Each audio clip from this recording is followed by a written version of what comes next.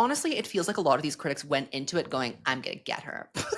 The she's not relatable conversation has been going on since like 1989, and I've had enough. Why is it called the Tortured Poets Department? Well, apparently, very many people are confused about that title. Oh, Apparently, very many people do not they get don't it. know. And it's like, well, can I really 100% blame them? On the one hand, yes, I can and I will. On the other hand, it's kind of clear that these reviews were, in fact, a referendum on Taylor Swift's character and public persona and legacy as an artist, instead of an isolated interaction with one body of work. Tay negativity on the rise. And I said, not in my world. Welcome back to Evolution of a Snake. I'm Zach. And I'm Madeline. And today we are revisiting The Department. We're here, we're at the restaurant. We have returned to be served another delicious meal of torture. That's a long buffet. The buffet hasn't closed. People are talking about, we want this, we want that. I'm still at the buffet, baby. I'm still chowing down. I'm still waiting for things to click. I was walking to the gym today and I was listening to Fortnite and I was like, is she playing 4D chess here? Like, is there something that I'm just not getting about this song? Because the more I listen to it, the more confused I get. And the more that I start to believe there is like a Fortnite conspiracy afoot where there is something very deep and meaningful about it that I have just have had a mental block towards. Well, some people have been understanding it. The locals, they've been understanding it for months. Fortnite, they have their big third hit. eye opened. We always talk about there's things that Swifties understand that non-Swifties can't. Well, what can non-Swifties understand that Swifties can't? There's something there. There is something to be said about that.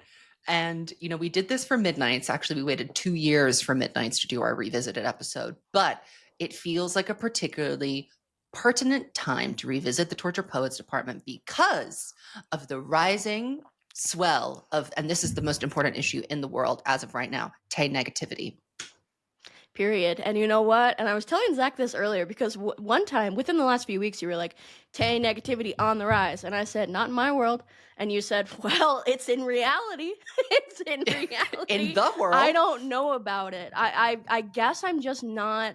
I avoid getting into the algorithm where I'm like a Swiftie because I don't want to be in the Swiftie algorithm on any social media. And all of the people I follow elsewhere are like Swifties I've known forever. Normal Swifties. I don't know these people. And I'm happy. Because I'm attracting the hordes of different people's fan bases every week, I actually have a really good bird's eye view of like what people are saying generally. So I've had the Selena Gomez fans, I've had the Billie Eilish fans, as of late, the Ed Sheeran fans, and the number one insult that they want to lob at me after Troye Sivan before he took Ozempic, need a facelift, after all of that, it is Taylor Swift boring. Taylor Swift doing the same thing over and over again. Taylor flopped, tortured ears department, TTPTSD. Like this is, it's a pandemic. I can think of no other word to describe it. They don't even understand how true TTPDSD is. Like they don't even get it. They don't even know how right they are. They don't know what they're saying. If it smacked them over the head, they wouldn't understand it. So the goal of today is to answer a couple of questions. Was Torture Post Department met fairly by the critics? I give you a brief answer, no. No. Just a brief answer, no. Also, how has it grown in our estimation as fans? How is it stacking up in Taylor's discography? How successful was it? Since we want to say Tortured Flop Department, since we want to say Tortured Ears Department, nobody's actually listening, nobody's streaming, we can have that conversation. And then we're going to give you our 15 essential Torture Poets Department tracks if we were forced at gunpoint to trim it down. And better believe it felt like I was being held at gunpoint when doing this. You know what? I have something scary to say, which is that for the most part, it was kind of easy for me. Wow.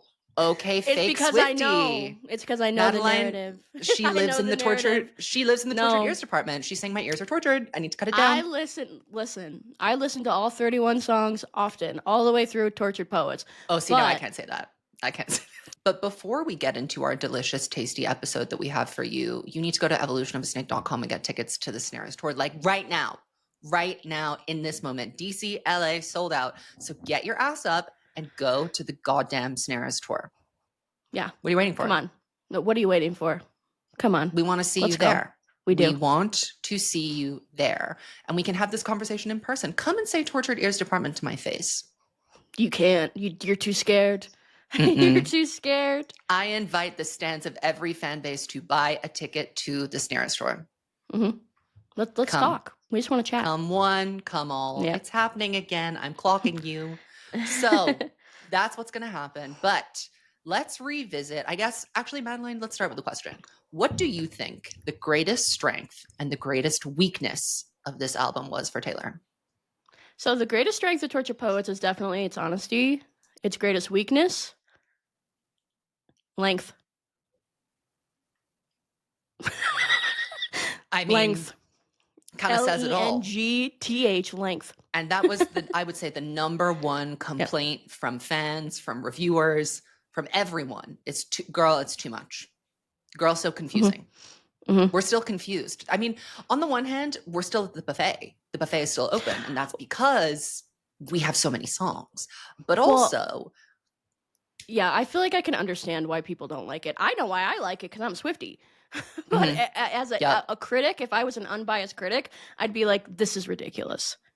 This was a tough meal to eat and to digest as a Swiftie. I can only imagine how certain songs, and I've said this from the beginning, like, But Daddy, I Love Him, are completely bewildering. Like, there is an element of too much in the lore that I think is maybe not a path that Taylor wants to go on in the future. Obviously, we like that. We are fluent, mother tongue, so we're ready. But I think this is why a lot of people were saying Tortured Air's Department, because they were like, what the hell is going on? I think that its biggest problem, even just aside from the length, if I wanted to get specific, it's putting them both out at the same time. Because if you think about, in comparison, Charlie XCX releasing Brat, and then how many months later, 6 months later, releasing Brat, the remix album, it's technically a double album, just like the anthology is, and Tortured Poets is. But people were more ready to receive it because they had a little bit of time to digest the first part of it. So I really think even a month in between, that would have been the gag of the century. Lesson learned. Yeah. Ariana Grande waited a year to do 4 new songs, and it brought the album back up to #1 again. And people are receiving it a lot better now than they received Eternal Sunshine when it first came out. So there's something to be said about like portioning out your meals, especially when we're in the era of overabundance from Taylor Swift content. I think that the greatest strength and weakness is actually the same thing, and it's productivity, hyper productivity. The great thing about that is that we got all of this incredible work, and we got, maybe actually it's pace, or it's quickness, rushing. I think because it was very quickly put together, compiled, and released, there wasn't a lot of time for Taylor to overthink it, which means that we got a lot of humiliating admissions, a lot of humiliating things here, such as Down Bad. I mean, a more self-conscious Taylor would not have released that song. So glad that we have that. But I also think that because it was rushed, you can really kind of tell that in the way that the album is sequenced, the way the rollout happened, the fact that there are basically no visuals. I have another theory that there being no visuals has made it like really difficult to understand because it is so conceptual. If we had a couple music videos, then maybe the people would see. The most that we ever got directed by Taylor Swift, written by Taylor Swift, starring Taylor Swift. Taylor Swift. It created the what was that? What do you want to call that? Pop-up at the Grove in Los Angeles. Oh, that was the only thing. Did you see somebody went and they found like everything was misspelled, and there were all kinds of there were typos and everything. It's like, this is what happens when you give your team 10 minutes to cook up a pop-up. Yeah. It was a shelf in the middle of the Grove, and people were lining up for that. And I was saying, you're crazy to everyone that lined up for that. Like, that's insane. You lined up to take a picture of the title of a book spelled wrong on a shelf in the Grove. And we got no information from it. It meant nothing because we didn't have the album yet. It only made sense in hindsight.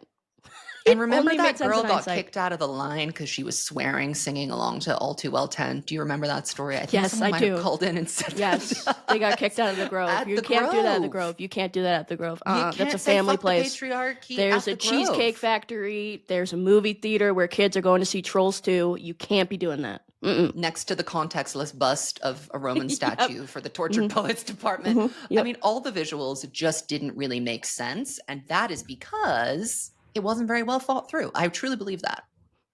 I believe the same thing. I believe the exact same thing.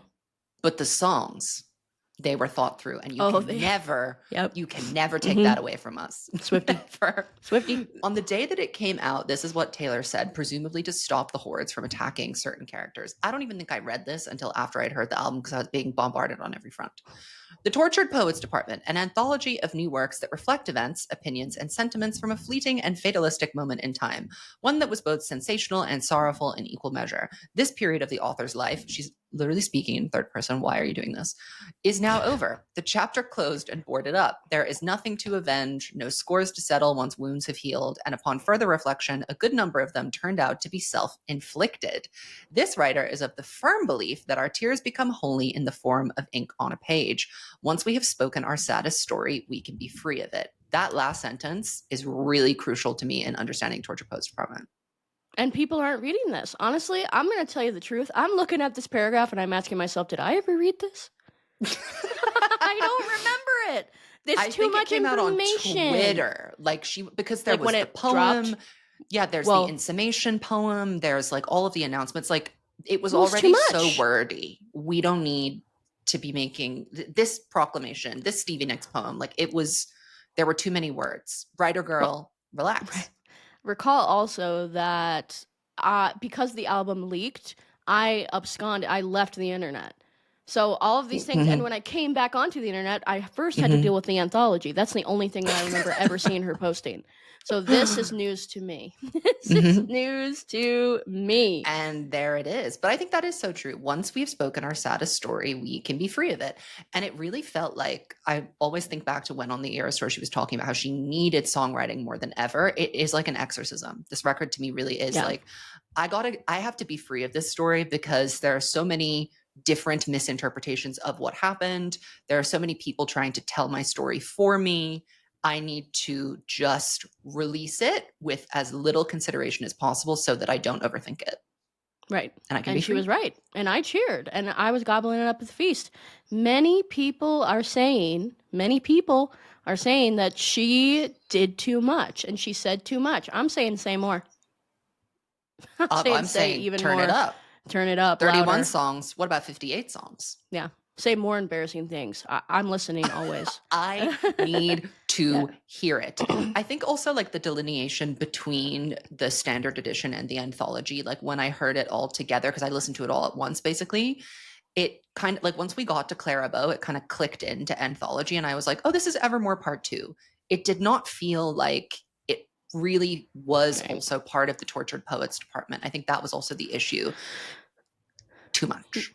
I spent way too much time when it first came out, wondering if the anthology was its own separate album or if it was part of Tortured Poets. I would quander that every day. Every single day I was quandering. And she wasn't talking. No. Silence. Yep. Well, that is the other thing, I think, that made the Tortured Poets Department very dense and difficult to penetrate was the fact that she went mute after it came out. Yeah, and it's what is this, Reputation Part 2? I didn't sign up for this.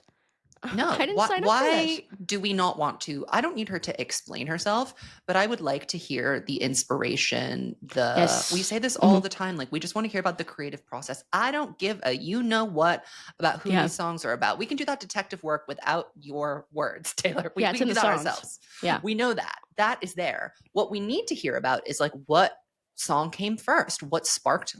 Why is it called the Tortured Poets Department? How did that visual come to your mind? Well, apparently very many people are confused about that title based on what I read in these reviews. Apparently very many people do not get it. Know. And it's well, can I really 100% blame them? On the one hand, yes, I can and I will. On the other hand, maybe if Taylor had been if she gave an interview or even if she just posted a video where she is asked no questions and just says this, and then clicks off and then she goes away. A conversation with Jack, the Long Pond studio sessions. Why don't we get the Tortured Poets Department sessions? These are things that all I think would have been executed better had she had more time in her schedule to accommodate an album release. It was objectively an insane time for her to release this album. Insane. Yeah, in the middle of the Eras Tour, right before the European leg of the Eras Tour. Which was the busiest. And also she was I'm going to add in a whole new set. There is something so rogue and renegade about it. And she really only ever could have done something like this at a peak like the Eras Tour, because I don't think that people would have looked upon this very kindly had she done it at a different stage. But that also has its drawbacks, because Midnight's noted non-deserving recipient of Tay positivity. Torture Poets Department, unfair victim of Tay negativity. Well, that's the thing, is that I feel like people felt like Taylor, there was too much Tay positivity coming into, because not only did we have Midnights, but then we had the Eras Tour, which was perhaps for a time, it didn't last for the whole time, but like for a time, the most Tay positive thing on the face of the planet. Everybody wanted to go to the Eras Tour. Everybody wanted to be there. Everybody's talking about Midnights. Everybody's saying, I'm in my Red era. I'm in my Eras era. I'm in my Swiftie era. This, that, and the other thing. And so that was kind of the climate that was starting to go downhill. And then what really killed it, I think, for a lot of people because of Tay negativity, is because she announced it at the Grammys. People really didn't like that. I've discovered this. They didn't. They didn't like it. They did not like that. I was cheering like a banshee, but apparently the Grammys are the Taylor Swift show, in my opinion. I mean, come on. I'm there to watch one thing happen, and it happened that night. She won Album of the Year. But MADELINE very clearly said on that night, Midnight stole Torture Poets Grammy. She said that with no knowledge of what the Torture Poets was about, no context whatsoever. I didn't need to know. It. And did she lie? Did I lie? I knew even if she put out the greatest, the magnum opus, nobody can deny is the album of the year, it didn't matter. It did not matter because Midnight stole. Mm-hmm. It was a thief. And that's kind of what happened. She put out the greatest album ever made, and Midnight's robbed her. Yeah. So I guess we can talk about our like personal journeys with this and how it has changed over the years.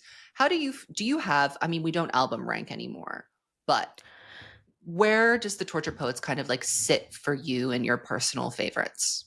Well, my tea is that I think Torture Poets, even just taking myself out of the equation, objectively, this is crazy. I'm going to say it. I'm saying the big O word. Objectively, I think it's a top 5 Taylor Swift album. For me personally, right now, it's always changing. You never know what I'm going to say. But for me personally, right now, I'd call it a top 3. Mm-hmm. Yeah. Well, me too, just because I listen to it all the time. It's the one that I'm spinning. I'm spinning it all the time. I'm spinning it. There's also, because it's so broad, there's something for almost every mood. The only thing that I find the Torture Poets Department cannot always provide for me is a running playlist. Oh, like no. When I'm trying to pound the pavement, Torture Poets Department. Started really care, so we must stop meeting like this.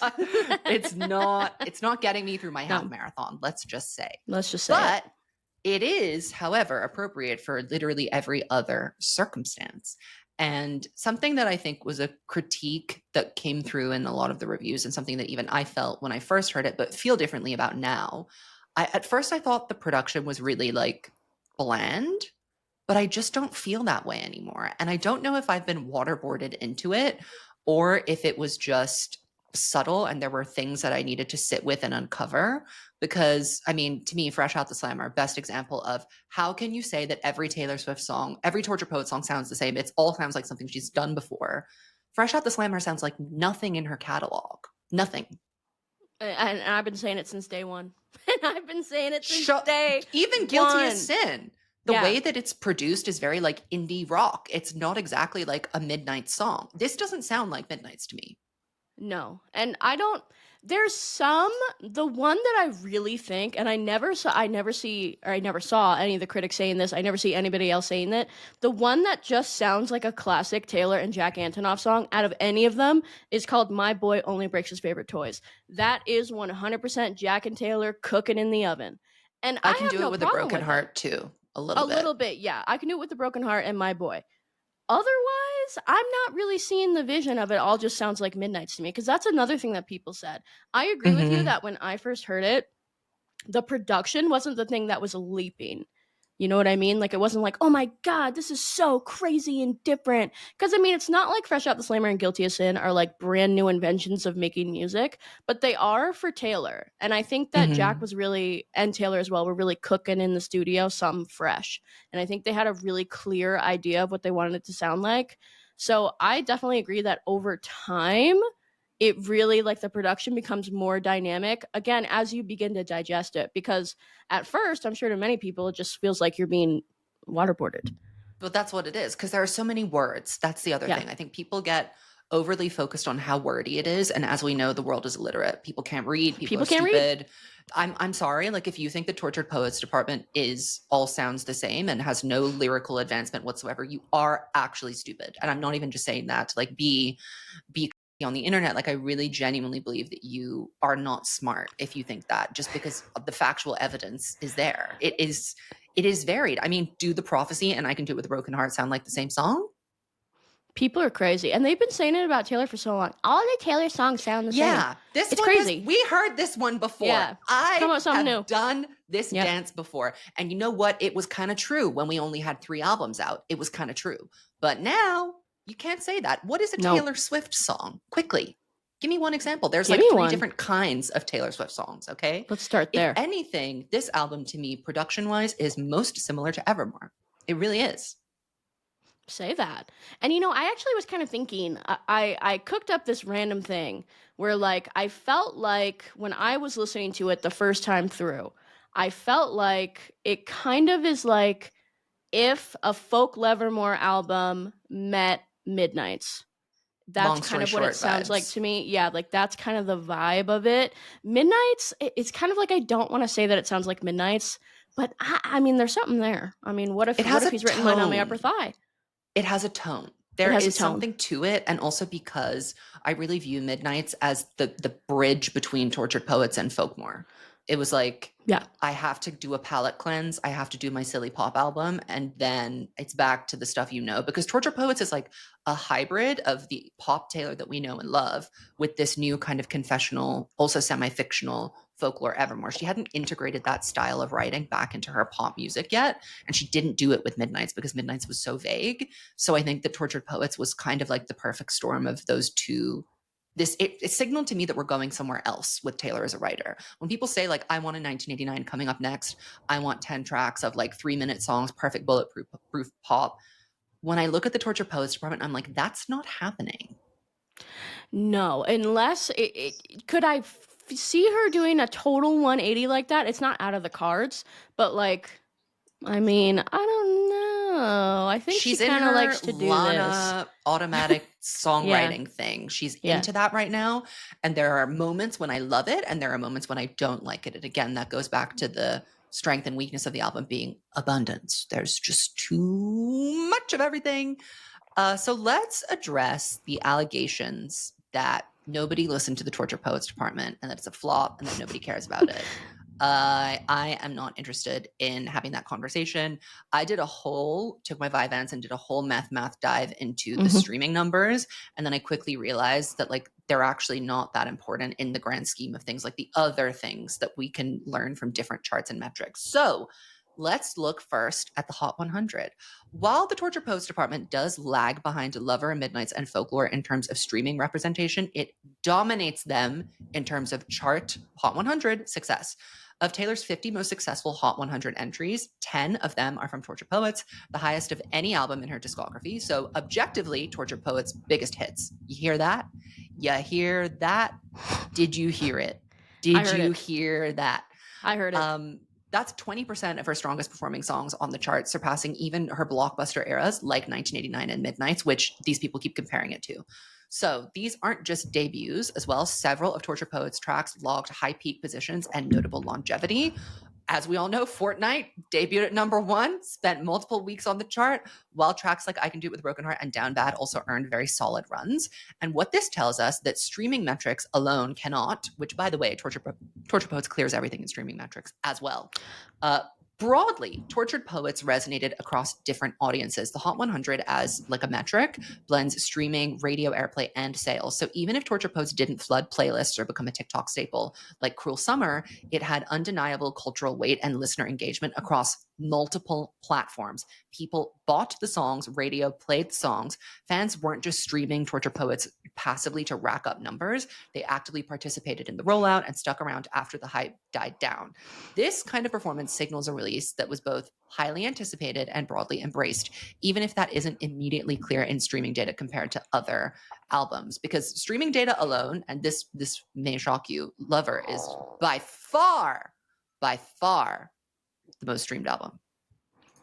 And what does that tell you? And what does that tell you? Does that say anything of quality? No. No, ladies and gentlemen. Not. It's very beloved by locals. I will say, I used to all the time, back when I was working in the box, which for those of you who don't know, I worked at a drive-through coffee hut. I would see people all the time in their cars having Lover, the physical CD. Random people. These are not Swifties. These are just human beings. Lover. They love it. We don't know why. They literally love Lover. She was right. She was right. We said no at the time, and yet most successful album ever, much to everyone's surprise. Not in terms of sales. In terms of sales, obviously, we have our divas. We have Fearless in 1989. They're kind of never going to be dethroned. But in terms of streaming, in terms of what people are putting on their party playlists, you need to calm down. You need to calm down. Boom, boom, boom. Who.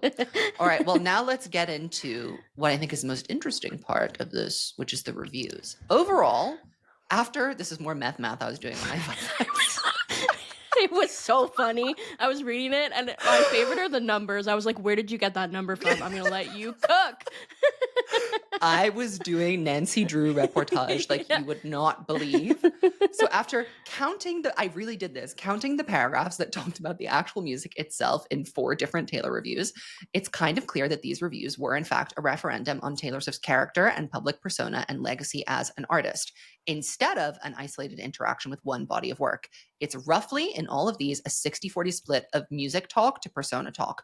But much of the music analysis is also tied up with her cultural perception anyway. They'll say, oh, this song is a flop because this better song exists in her catalog that she did before, for example. So it is kind of hard to tell. I did a sample of the same reviews from the same publications for Billie Eilish's Hit Me Hard and Soft, and the percentage was much higher on the music focus. It was about 75% focused on the music, 25% focused on Billie Eilish as a person. Beyonce, however, had roughly the same issue as Taylor, if not a little bit more about the music than Taylor's. So I'm kind of wondering, is this a problem of being a legend? Well, it's interesting that Billie Eilish is who you used, because she's a really good example, because I couldn't tell you in a million years. And I don't know what's going on in her life. No, I don't know what's going on with Billie. I don't need to know. I say birds of a feather, that's all I need to know. I don't care about anything else.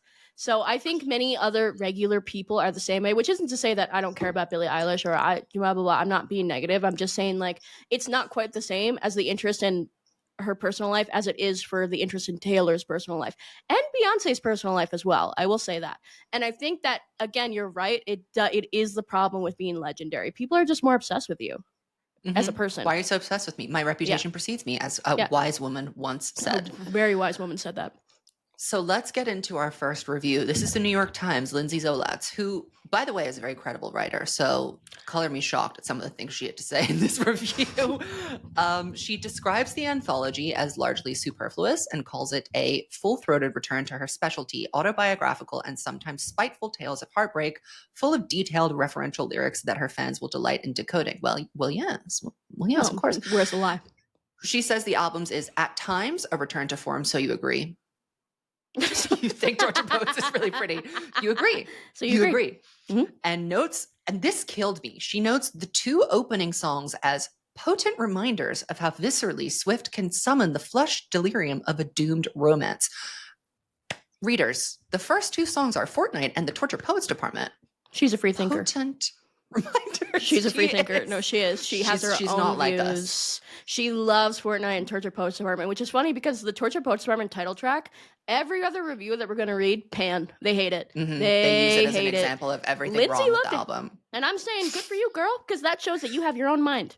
Slay queen. You won't let the hive mind get you. Actually, all the reviews gave Fortnite very good reviews. And again, that has led me to believe there is a Fortnite conspiracy. There is. I'm just not getting it. We don't get it. We don't get it. No, we're too close. We're too close to the situation. We're literally we can't see it. We can't see it clearly.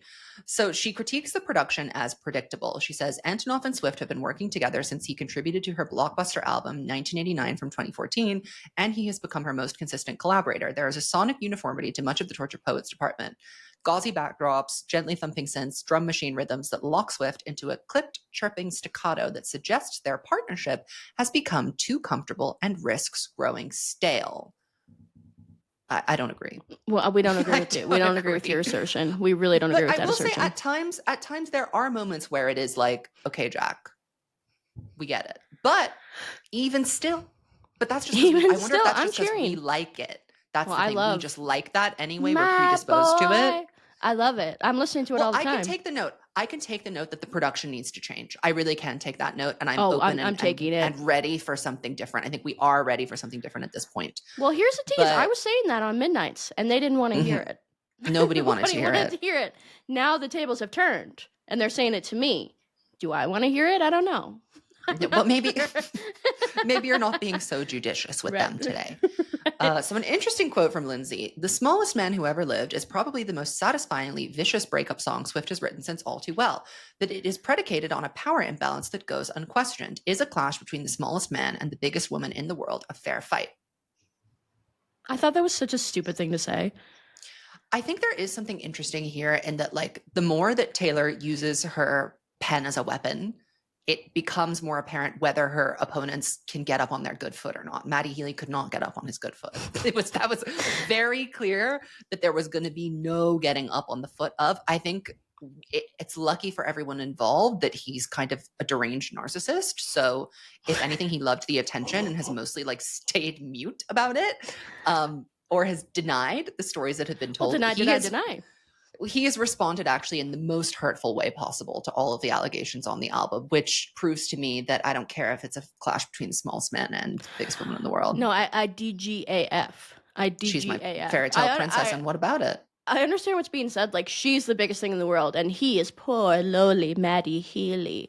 I don't know if he's poor, lowly Matty Healy. I'm going to be honest with you. He's in like one of the biggest bands in the world. Do you feel bad for him? No, I don't. People think headlining he's like Glastonbury, god rock, and like this argument is much better for Joe Alwyn. If you're going to talk about a disenfranchised person who has nothing, you got to talk about Joe Alwyn. We can't say anything about Joe Alwyn anymore. I'll take the note. We'll get killed. But this is where I really started to scratch my head, and I remember being so viscerally turned off of this assessment. It is almost singularly focused on the salvation of romantic love. I tried to keep a tally of how many songs yearningly reference wedding rings and ran out of fingers. By the end, this perspective makes the album feel a bit hermetic, lacking the depth and taut structure of her best work. What work are you talking about? Because all the work is about this, Lindsay. Yeah, I don't know who she's talking about. I don't know romantic who she's talking love. To.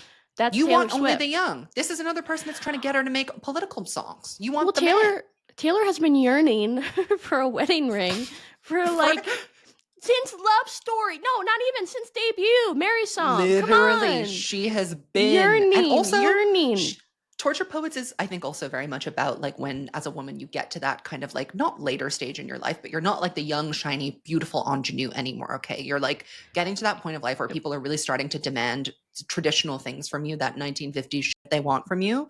And I think we can hear Taylor really responding to that in a very intelligent way. She's misplacing her desire for that with a person that is unsuited for that kind of arrangement for her.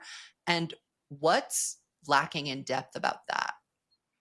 Yeah, no, I didn't agree with the assertion. I think that's just kind of like a misunderstanding of the work. Again, you could say on the one hand, well, it's a lot to take in, and Miss Lindsay is only one girl, and only one girl. But on the other hand, she said it's kind of best song ever made, so we do take what she says with a grain of salt. Yeah, we do. Mm-hmm. We can't help it. Her main critique is that Torture Poets marks a thematic step backwards for Taylor, retreating from the introspective complexity of Midnights. That Stand?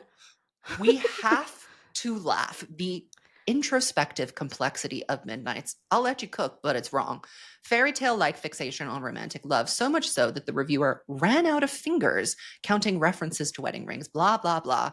While she frames the album as a poetic endeavor with tight-written lyrics and library pop-ups, the review says that true poetry demands discipline, concision, and fresh insight, qualities the album lacks. Instead of burning away the excess, Swift leaves the clutter, holding what the critics called an unlit match.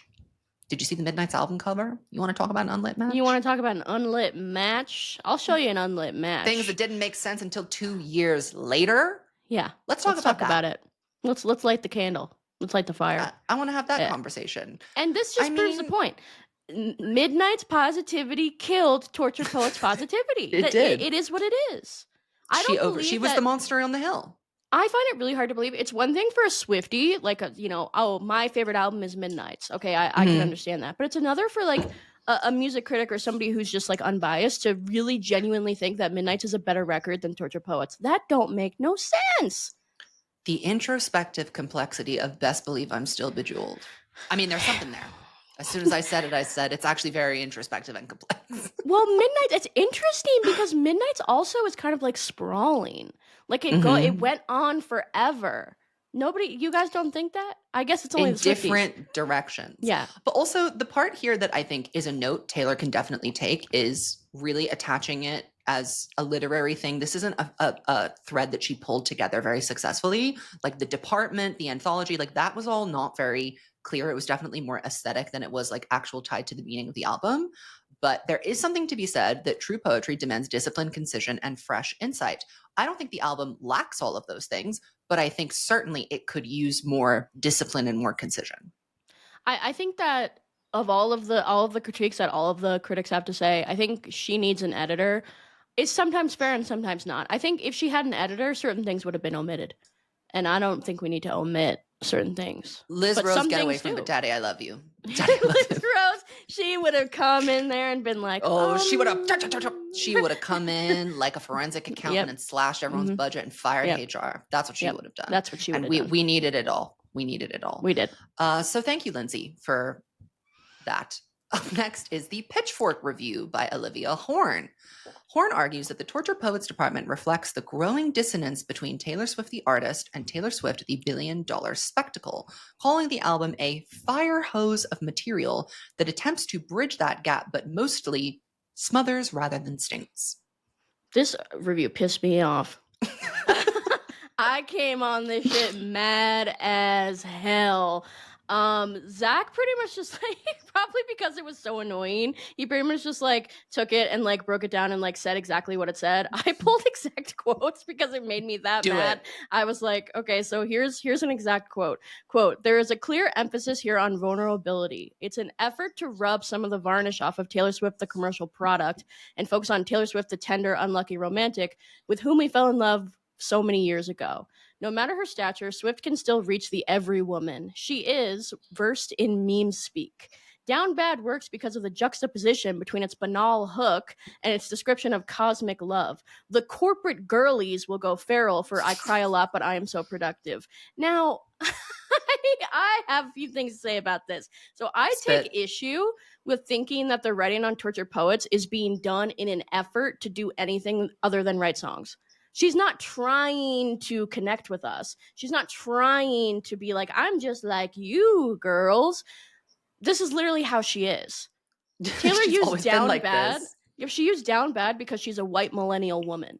In another life, she is a white millennial corporate girly going feral for that exact lyric. It's weird to me how people perceive these things. So the things that I perceive to be her being cringy and millennial, other people perceive these things as her somehow trying to trick us into thinking she's just like us, or she's still that girl from before, just with $1 billion more.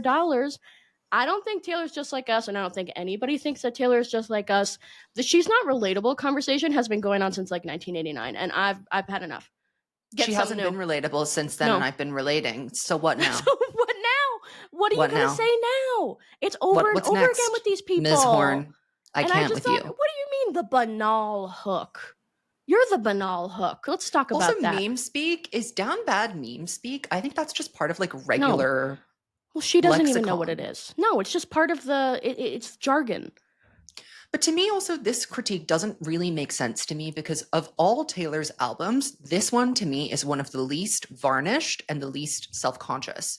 If anything, she is not making herself look good. She is at many times throughout this record indulging tropes about herself that she has fought against in the past. She's boy crazy. She's overly obsessed with finding the happy ending. She's vindictive. She's cruel. All of these things. She is really leaning into that in a way that does not make her look good. So I don't really resonate with the criticism that she's somehow trying to redirect our focus to something that's relatable, because this actually isn't a very relatable album, subject matter alone. No. People aren't doing stuff like this. It never is with her. No, it never is. It never is with her. And it never is with anything. And yet, there I am every time Your Here we hologram are. stumbled into my apartment. And you understand every feeling and every word. Yep, exactly. What can I say? The writing is described as unruly and in need of editing, with metaphors that pile on thick and songs that overwork their premises. While there are moments of brilliance, like the cheeky drama of But Daddy, I Love Him, or the wit in I Could Do It With a Broken Heart, the album is largely weighed down by sprawl, repetition, and a lack of sonic innovation. Songs sound like other songs, she notes, calling many of the melodies stead. Stead? How do we pronounce that? I'm actually not sure. Stayed. I think it's stayed. Mm-hmm. Yeah. Horn critiques the album's approach to vulnerability as surface level, shaped more by audience expectation than deep emotional truth. It's not Swift's fault that we're so obsessed with her, she writes, but this album gives the impression that she can't quite hear herself over the roar of the crowd. That don't make no sense. It was just mean. No, it was hateful. That don't make no sense. It was helpful. It was hateful. She also says that LOML and So Long London carry no weight and have no hierarchy of tragic detail. She's not listening. I've had enough of you, you beast. She's not listening. She's not hearing it. And she says that I Can Do It With the Broken Heart sounds like Mastermind. She says that My Tears Ricochet's intro sounds exactly like So Long London's intro. Are you drunk just in or the high sense or both? that we're going, what are you listening to? That one sound, whoo, okay, then me sounds the same too. Me also has a whoo. And in my professional estimation, if you have 600 songs, eventually a couple of them are going to kind of remind you of another one. Yeah. Okay. And what do you want me to do about that? To say that there it are only exactly so many ways you can write a pop song. It's two totally different things. So Long London is supposed to be emulating the church bells in London or whatever it is. My Tears Ricochet is a completely different thing. That's a funeral procession. Something completely different too. So the subject matter is completely separate. What's going on up top, Olivia? Honestly, it feels like a lot of these critics went into it going, I'm gonna get her. Really, they were like, especially the next one. Somebody, listen, you ain't seen nothing yet. Wait till you get to this one. All right, let's get to Paste Magazine. In the notes I wrote, written by Coward, because this person refused to sign their name to the review. In my opinion, if you cannot assign your name to a review, shut the fuck up. Be quiet. If you're so brave, say it with your face. You see me getting lambasted on the internet every 5 minutes. I put my whole face into my takes. Face on main, opinion out loud from my mouth. No, I don't take it back. No, I don't publish anonymously. No, I don't do a deep fake voice. Yeah, and this is say it. This is also, it's not journalism. If you can't assign it to a person, it's literally just hateration. And this isn't even a review. It's a hit piece. It's crazy. So this Paste Magazine review, posted anonymously, is the most scathing yet. It opens with a blunt takedown. Sylvia Plath did not stick her head in an oven for this. How disrespectful are you to the memory of Sylvia Plath and to the legacy of one of the greatest female writers of all time, Taylor Swift? Yes, I said it. I want to see the man, M-A-N, who wrote this. Oh, it was a man. You know, and it was. I know which man it was, and you know which man it was too. I have a guess. I have a guess, and that person has been doing a rebrand lately. And I saw, and I heard. The core argument is that the Torture Poets department is not just mediocre; it's creatively bankrupt, proof that Taylor is no longer challenged as an artist and is coasting on brand power alone. The reviewer critiques everything from the album title, which they describe as a capricious suburban girl who is taking a gap year wig, so we know it was a British person that wrote it. Right. Okay. Tick down for hunting who it is. Yep. Tick. To the overproduction, Antonoff just rewrites the same soulless patterns every time. There is more soul in one lick of that fresh out the slammer guitar than this writer has ever encountered or experienced. It's not our problem that you've never had a kiss. You've never had a laugh. You've never had a hug. You've never been touched. And why are you making that our problem? Huh? Because it's not. I'm just asking. Why? Why? They called her poetry, which I don't think she ever described her lyrics as poetry, by the way, cosplay that boils down resistance into the new defining era of her 10-digit revenue empire. What does that even mean? What are you trying to say? She's an evil billionaire. Been there, said that. Been there, said it. The song Everybody still said it. Come up with something else. We need something new because it doesn't. With something else. Completely useless. They also compared her writing to Ruby. I don't ever know how to pronounce this last name. But you know who I'm talking about. Ruby Kaur. that individual who writes those sentences. Now, Sylvia Plath did not stick her head in an oven for that. She did not stick her head in an oven for that. You are so wrong for comparing Taylor Swift to Rupi Kaur. I don't even know what to say about you. There are more words in like one verse of a Taylor Swift song than there are in an entire book of Rupi Kaur's poetry. You just made that up. How dare you? You just made it up. How dare you? They also say there's a strong sense that Swift is playing pretend with emotional depth. Torture is fashion to Taylor Swift, and she wears her Emilio duly. This person literally, like, I think they just graduated from a creative writing degree yesterday, and they're using all the words they learned in one review. Mocking the idea of a billionaire branding heartbreak as poetry. Even the more memorable songs, they say, like But Daddy I Love Him and LOML, are praised only in contrast to the rest of the album's meandering pop songs about hookups, wine moms, and Barbie dolls. So you can't even get your facts straight, because the wine moms comes on But Daddy I Love Him, your favorite song. Man. M-A-N. You beast. You beast. You beast. You beast. Here's a direct quote, "There's nothing poetic about a billionaire who, mind you, threatens legal action against a Twitter account for tracking her destructive private jet paths, telling stadiums of thousands of people every night that she sees and adores them. Tavi Gevinson says it well in her fan fiction zine. When 80,000 people are also crying, you become less special too." Unquote. I never felt that. I never felt that. The pure hatred in this article is utterly absurd. I feel like there's such a willful misunderstanding sometimes when it comes to Taylor generally, but this person is just willfully misunderstanding everything. They're willfully misunderstanding the context of which Taylor is using the term torture poet on the album. There's a willful misunderstanding of why Taylor doesn't want people tracking her private jet's flight paths. And it's not because she doesn't want you to know she uses her jet like it's some secret. It's because she doesn't want her literal stalkers to know where she is at any given time. And there's also a willful, negative, and judgmental sneering at her fans for experiencing an emotional response to their favorite artist shows. When Swifties, people of my caliber, when Swifties look around and see other Swifties crying, we feel a sense of community with other people. And like Taylor's music wasn't just made for you, but for lots of other girls and people just like you.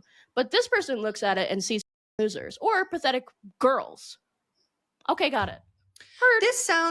This reminds me of a review of a Gracie Abrams concert, actually, that described all the girls as stinky from a man. Again, it's like we're getting closer and closer to discovering you. Yep. Found you.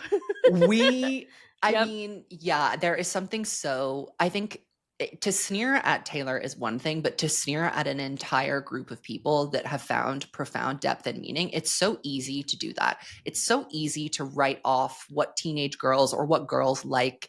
It's so easy to say that because something is popular, it is commercial and devoid of meaning. It is a lot more uncool to say actually something that a lot of people are united in that generally brings joy and does little harm is actually a net positive for society. Yes. I'm going to say that. Taylor Swift, net positive for society. Taylor Swift, net positive for society. Taylor Swift, trickle-down feminism. Taylor Swift... Exactly. Taylor Swift, trickle-down economics. You too will be a billionaire if you just hand heart and say, I love the Torture Poets Department. Yeah.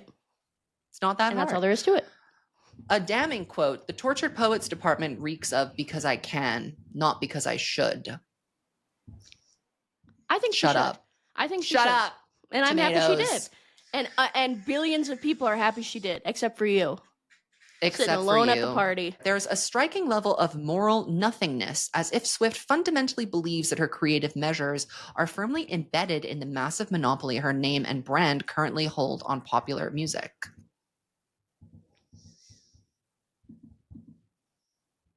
Wrong. That's all there is to it. Everything also, wrong, moral wrong, nothingness. wrong. I'm sorry. What do you mean moral nothingness? Are you looking at Short and Sweet and saying that that's full of beautiful morality clauses? What? Well, what's the morality clause of to anonymous writer who I don't know who it is? What is the moral quality of Charlie XCX Brat? I want to know. What's the moral quality to you? Because if we're just saying that everything that women do is completely immoral. What's the morality quality clause? to that? He'll cook something up. I want to know. Oh, he'll say something. Us just accusing someone of writing this. I know it when I see it. I know it when I see it. What can we say? What can we say? The review closes with a bleak assessment of Taylor's current artistic state. She has nothing to fight for. No doubters left to drown. Really? You're saying this? You, the writer of this review, are saying she has no doubters left? Oh, they're out there, and they're by the hundreds. The There's hundreds of them. negativity leaps. Yep. The billionaire is having an identity crisis. You smoked, then ate 7 bars of chocolate. We declared Charlie Puth should be a bigger artist. They said that Taylor Swift's fans should not even accept a line like that. I'm saying, who says we accepted it? Who says we accepted it? We all said, okay. Okay, and what do you want me to do about that? What's wrong with having a couple of clunkers in such a dense piece of work? What's wrong with a clunker or two? The problem with that one is it comes so close up top. That's the problem with the Torture Poets department, I think, is that it comes so soon into the album. It's very true. That part of the song, I do itch ball whenever I listen to it. I'm always like, yes, Torture Poets department is a great song. And then it gets to that part and I'm like, it can't be a great song when we have this non sequitur. And you know what gets me the most is how she sings it. There's something so particular in her voice in the Torture Poets department. It's almost so whiny. I don't know what it is. Charlie Puth should be a big artist. Like she's doing Tay British, which she does from time to time. We can't. No, there is something very melodramatic about it, and that is the point. But also, it doesn't feel like she's not being particularly self-aware. It's kind of serious. Yeah, and I'm saying, is that a crime? Lock her up, throw away the key? Not on my watch. Not on my watch. You're not Dylan Thomas. The good outweighs the bad. The good outweighs the bad. I agree. And also her and Maddie together, I imagine the sound of their conversations to be the song, The Torture Poets Department. A little too much, slightly grating, really pretentious to the outsider. She says, you're not Dylan Thomas, I'm not Patti Smith. But I don't know if she was saying that at the time. I think at the time she was saying, she's saying, I'm Patti Smith. She read Just Kids by Patti Smith and she said, oh my God, this is us. Yep. I think she did. Book about us? She did. It is. And then when it was all capsizing, she was like, oh no. Never mind. Actually, I'm self-aware and you take yourself too seriously when really, Miss Diva. But only we can read her that way. But only we can. Mm-hmm. But only we can. The anonymouses of this review can shove it. Yeah, and that's on period. I don't have anything else to say to you. Eat it. Be gone! Get out of here. We've had enough of you, you beast. Yep. Okay, up next. Now, finally someone that looks at the work and sees the art. And Powers. Come here, Ann Powers. Now, Kissy. She was doing a lot of writing. Diva behaviors. Written for NPR, a public institution. They know they're accountable to the people, and so they had to give the truth with Ann Powers. So Ann Powers' NPR review of the Torture Poets Department is one of the most generous and literary. This is the best written of all the reviews. It's actually a pleasure to read. That's because she's a really good music writer, yet still skeptical a little bit in tone. She frames the album as high-stakes act of autofiction, which is a great way to describe it because, again, I don't think all of Torture Poets is strictly biographical. She fills in the blank spaces in the story of 7 much-mediated affairs and declares this an act of liberation that has changed and ultimately strengthened her. Ann Powers sees Taylor continuing a long tradition of women writers using personal experience to claim power and authorship, comparing her to everyone from Sylvia Plath to Maya Angelou. Now that might have been a little bit of a stretch. Now I think we could have left that one in the vault. Just a little bit of a jump. Joni Mitchell and Annie Ernaux, sure. Maya Angelou, absolutely. Leave Maya Angelou, no. And why is she in it? Well, I'm redacted. We don't need to have that conversation. We don't need to have that conversation. The core of the review contends that Taylor has never written more for herself than she does here, and while that makes for rich confession, it limits the album's resonance. I actually broadly agree with this point. The quote is, her lack of concern about whether these songs speak to and for anyone but herself is audible through the album. But Daddy, I Love Him is an excellent example of that. It's a double-edged sword. On one hand, Swift is fully in control, using her pain as a kind of self-owned mythology. On the other, her insular writing style and her hyper-personal references mean there's less room for listeners to find themselves in the work. And yet, we found ourselves. Do you see how that works? I really think this is a Swiftie versus non-Swiftie issue. Like, I'm not seeing myself in Taylor Swift's work because you're only seeing... this is somebody else's opinion, not mine. You're only seeing the billionaire. You're only seeing the diva, the goddess. You could never be her. You could never be like her. You're only seeing that person. We don't see her like that. I was there back in Well, the we've day. been self-inserting into Taylor Swift songs from when they really were not relatable to us at all. Like I had never kissed a boy, and yet I was heartbroken when I was listening to Fearless. Listen, I was writing fan fiction in my own head about myself to Taylor you Swift see songs. how that works? You see that how has that never works? been an issue to me because well, also it's imagination. I mean, the best thing, Taylor songs that work best are ones that leave enough generality for you to figure it out by yourself and insert yourself. I see the point that Torture Poets is a little bit hermetic. There's not a lot of space for you to wriggle in there, but some of us have been doing it for too long to understand how not to do that. I've been wriggling the tiniest little crack of space and find ourselves. I got a lamp, I got a snack, I got a bedtime. I'm ready. It to the bolter, and there's nothing about the bolter that says Madeline. Not a single thing. I do it to the prophecy. I do it with any I'm song. howling at the moon with my coven of witches. Claire Sam, I'm always doing it. There has never been a situation in my life. Happily married lady. You are a happily married lady. I had to sit you down in London and say, what is it about that song that gets you so bad? And when she explained it to me, I was never the same. Well, and the thing is, it's never about like, oh, well, for some people it is, I will say that. But it's never usually about like, this exact thing happened to me. It's usually about like, it's like the ghost of an experience you had. Right. I get something out of it that doesn't relate to something that I don't need it. I don't have a Maddie Healy. I don't need a Maddie Healy. I just need to have emotional experiences. That's it. Well, what if we're empaths? What if we're empaths? Have you ever heard of something called empathy? Yeah, what is all this narcissism? I have to relate to it in order to feel something about it. That's not the case. Well, I'd also like to ask, I'm sorry, I really like Charlie XCX. I don't know why she's the one who's like coming up again and again. I love Brat, like, just to be fair, but it's like, what are you guys relating to about, you guys gonna go spring breakers? Like, what are you relating Madeline, to? You're not. You're having fun. What they're relating to. They're getting their little baggies and they're going crazy. Well, that's I'm what not they're relating to. I'm not. That's the thing. But we're listening to it, and we're not doing that. No, and we're not doing fun. that. So, we're having as a matter of fact, party girl. This is a pro Charlie statement. This is a pro Charlie statement. Is. I'm saying I don't need to relate to it to get down to it and shake it. So why do you feel so strongly that you need to be able to relate to Taylor Swift 100% all the way? I'm just asking. Girl So Confusing was praised for its vulnerability, for its depth of experience and emotion, and yet that is literally a very specific, famous person thing. That is not a widely applicable experience. Again, you find cracks and you squeeze yourself in and you find yourself there. To them. You hear that, Ann Powers? You hear that? We love you, Ann. Mouth kissy still mouth kissy. So she also highlights the album's emotional intensity. She calls it as messy and confrontational as a good girl's work can get. Blood on her pages in a classic shade of red, a spit queen. She praises songs like Clarabout for their honesty about fame and But Daddy I Love Him. You see how that keeps getting name checked as one of the best songs from the album? For its see how that works. You see how that works. Energy. But she also notes how often the songs only concern Swift and one man, a closed universe of private and even stolen moments, and wonders what social or political usefulness this kind of storytelling really has. Still, she concludes, she insists on saying, believe me, that isn't the same as saying believe all women, but such actions matter. And we don't need to, I don't want to take it to Capitol Hill on Torture Poets. I just don't. This is so interesting to me, and I'm talking about myself. I did this yesterday. I'm looking at this, and I'm like, I really had something to say. You see this huge paragraph that I wrote? Say, please say it. I'm looking at it, and I'm saying, what could she be doing here? Because this is after I had my coffee yesterday. So your Viney's or whatever it is, my coffee. This is okay. So this is a quote from Ann Powers' quote. But we should ask why Swift's work feels so powerful to so many.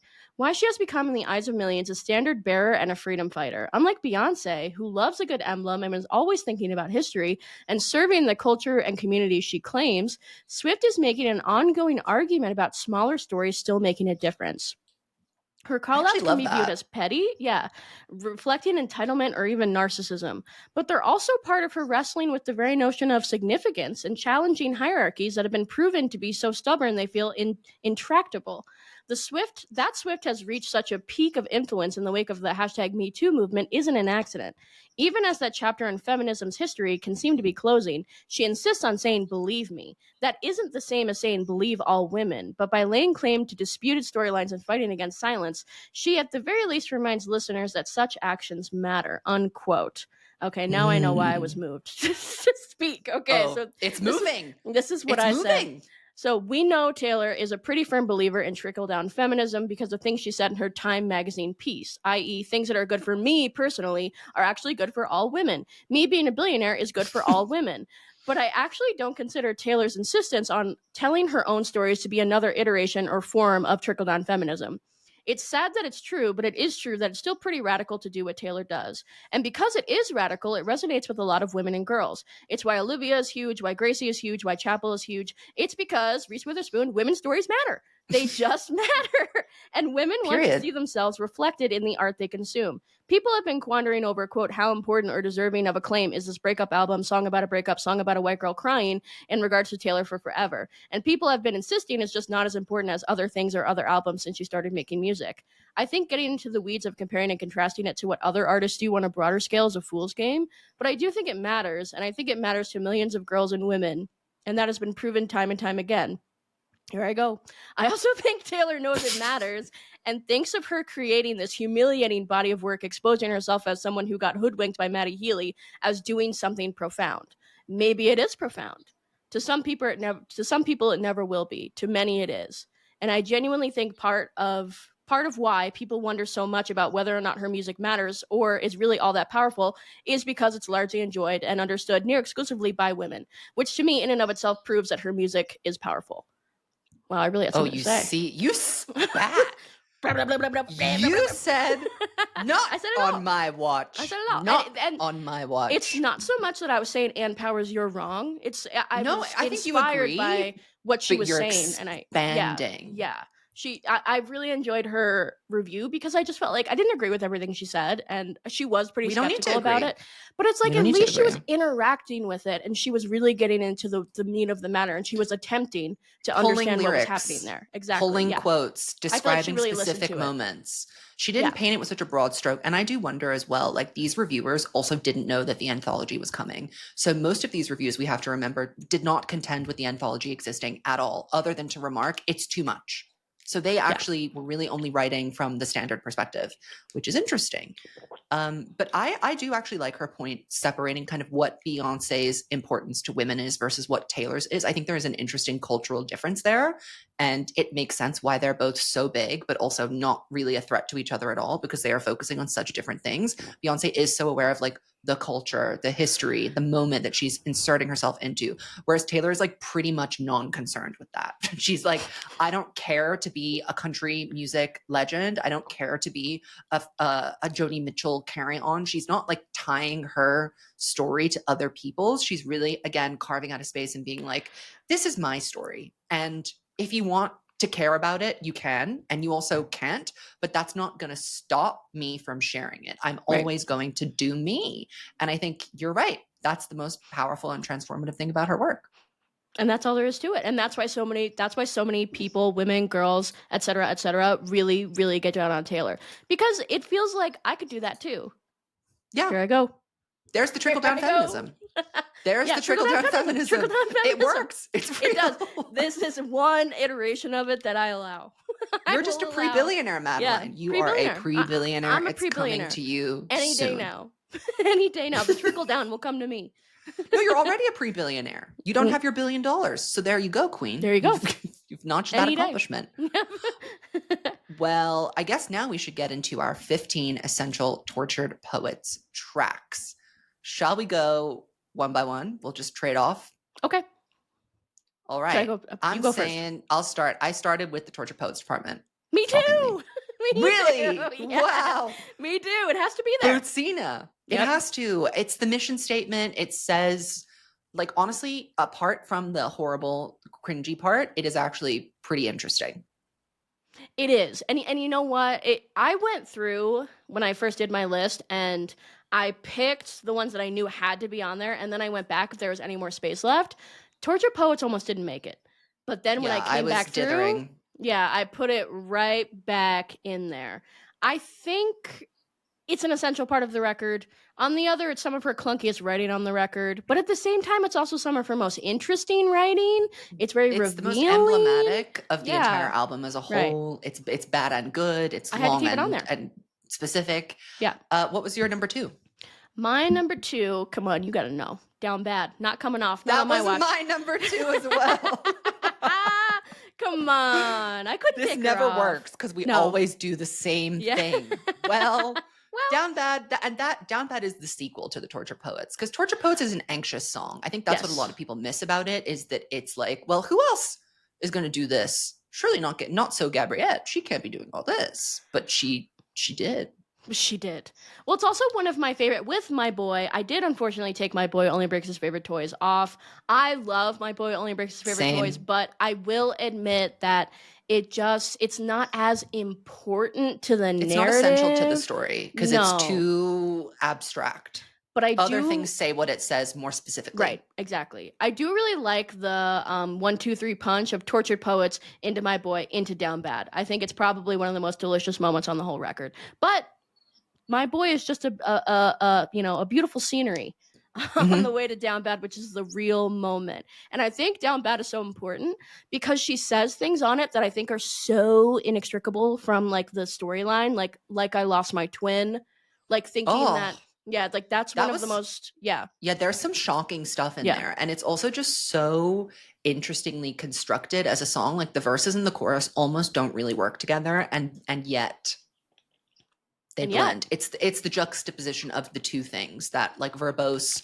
kind of like melancholic verse into that like very kind of, you know what, well, I'm gonna kill myself chorus. Exactly. Well, I also think that this is a really good productional moment on the record, and I don't think this just sounds like another Jack and Taylor song. I think Jack was cooking up something special. Should have been the lead single. Yeah, should have been the lead single, and we wouldn't be to this day. We don't understand why it wasn't. We still I don't know. Get it. My number 3 was So Long London. Oh, period. Yeah, absolutely. What was yours? So my number 3 is How Did It End? How did it end? You would pry this one out of my cold, dead hands. I like How Did It End because it's not just about a relationship, whichever one it may be. It's about her experience as Taylor Swift, experiencing another breakup. Come one, come all. It's happening again, and how that feels. And I think it's like one of the not one of the only anthropological, yeah, almost. It's very like it's very inner, but it's also very outer at the same time, which I think when she can like look inside and then make what's inside of her on the outside. Does that make any sense? Like, you know what I'm saying? Like it's in and it's out. It's concerning other people, which is what's interesting, but it's not concerning other people in the way that we're used to, which is she's usually, when she's talking about other people, she's talking about the media, she's talking about the public. How Did It End is really about like their circle of friends. And when you're in a relationship for a really long time and it ends and you've kind of enmeshed your lives, there are like relationships that you're just not going to have anymore that aren't going to be the same. Like, for example, she was really close to his brother. That's not going to be a relationship she gets to keep. There are a bunch of like things like going to the supermarket that she envisions here with all your neighbors kind of gasping and looking at you. There are breaking the news to people, having everybody go, well, what happened? And you being like, I don't really, I don't know. It was slowly dying and then it did. It's interesting because she's talking about her friends. Like we don't hear her really thinking about like what my friends are thinking and saying of me. It's usually more, my mother accused me I was losing my mind. That's usually what we're getting. My mom called, she said, you're crazy. And that's it. I had So Long London there, which I'm sure you have on your track list too. I have How Did It End as well, but it's lower down. So Long London, I mean, we have to have this. It's essential context for what, like, because the Joe chapter was not closed with You're Losing Me. Like we needed a moment on this record that like put a bow on that. And I feel of all her relationships, it's one of the most resolved because it's so extensively chronicled. And So Long London ties it all together in a very beautiful construction. We needed the finality and the closure, and so did she. I think she really needed to have this on the album. And we needed it. I was never going to take it off. That's all there's to it. What do you have at number 4? I have, is this my number 4? Is that? No, because number 4 is So Long London. And then my number 5 is LOML. Slay. I had But Daddy I Love Him at number 4, and then I had Fresh Out the Slammer at track 5. Well, period. I'm saying the turning point. I'm saying the turning point. So for LOML, I think it's one of the best songs on the album. And the fact that LOML has no Grammys makes me the Joker. I can't believe it doesn't have a Grammy. Just one. Just for LOML. It should have a Nobel Peace Prize, actually. Yeah, it should be a UNESCO World Heritage Site. And again, there's something about LOML. I just think she says things in the song that you couldn't waterboard out of me. You couldn't waterboard this out of me. And she's saying I did a whole video on this song. Yeah. I did a whole, just on this song alone. Yep. It is wild and humiliating. But I am so glad that it exists. Oh, I'm so glad that it exists. I love it. So, and also it's devastating. Of all the songs that, like, you know, many songs can bring me to the verge of tears. LOML is one of those ones where I really am like, oh my God, my life bottom text. Like, it really, it's Mr. Steal your girl, then make her cry. That gagged me so hard. I thought I was going to die the first time I heard it. And then just make the way her cry. You low down boy. You stand up guy. Oh, the way she's snarling. And this one is actually a much bigger serve of hatred than The Smallest Man Who Ever Lived is. I agree. Much bigger of a... If it's between LOML and Smallest Man, I'm picking LOML pretty much every time. Can I say something? And this is a safe space. I just want to share my truth. I think she kind of fumbled The Smallest Man Who Ever Lived. Like, I love it. Finally, somebody says it. I love because I'm not allowed to say it. The execution is not right, especially when we get to that bridge. The production, this is where the production on the album, I'm like, now come on, they f***ed that up. They messed that up. Why that higher vocal take isn't front and center in that bridge, why she's in her low voice, I just don't. I think we could have used some editing. That's a moment where I'm letting the critics talk. We needed an editor. We needed a third person in the room.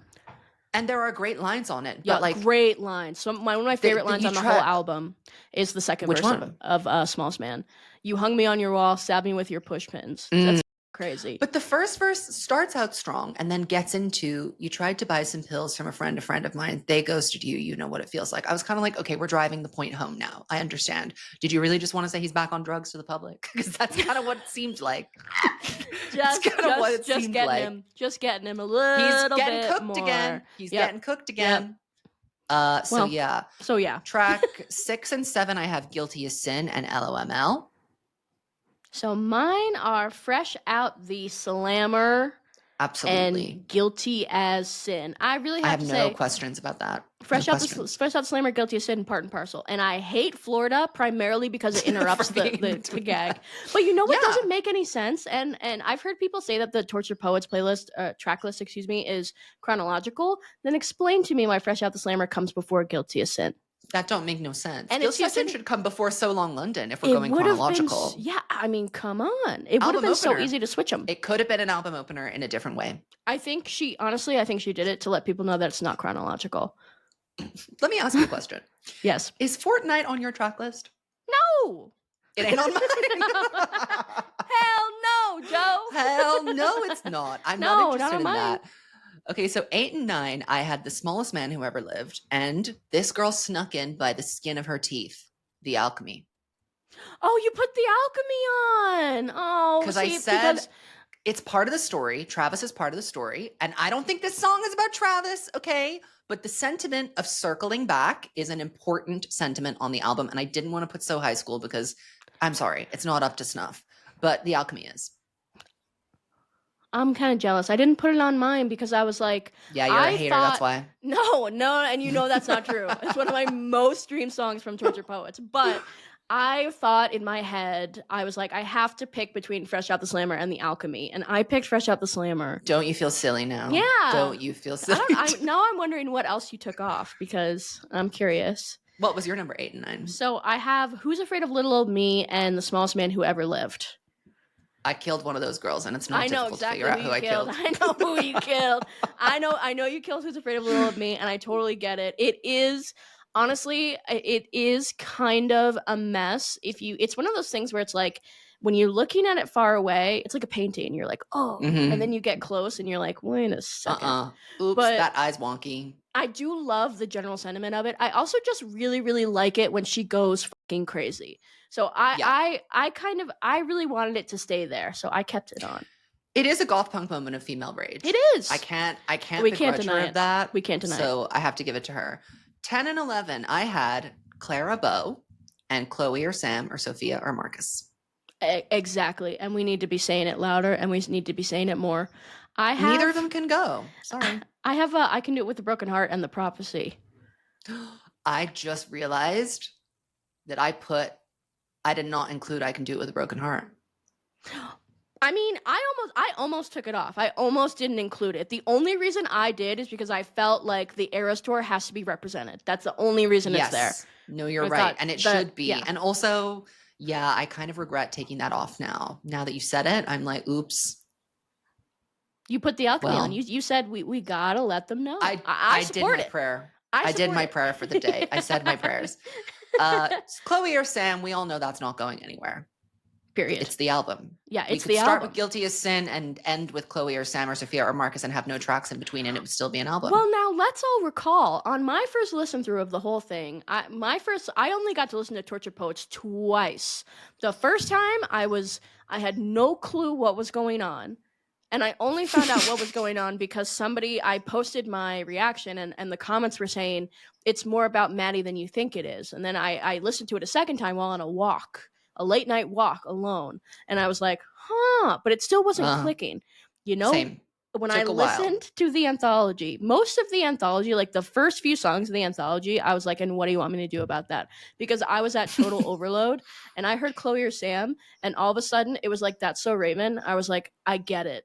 I understand every single thing. Captured on camera. Madeline's realization is on camera. It was like I was seeing it happening behind my own eyes. I was there in the room. I was in the room. Chloe or Sam. You are Chloe. You are Sam. You are Sophia, and you are Marcus. I'm the hologram. Hologram.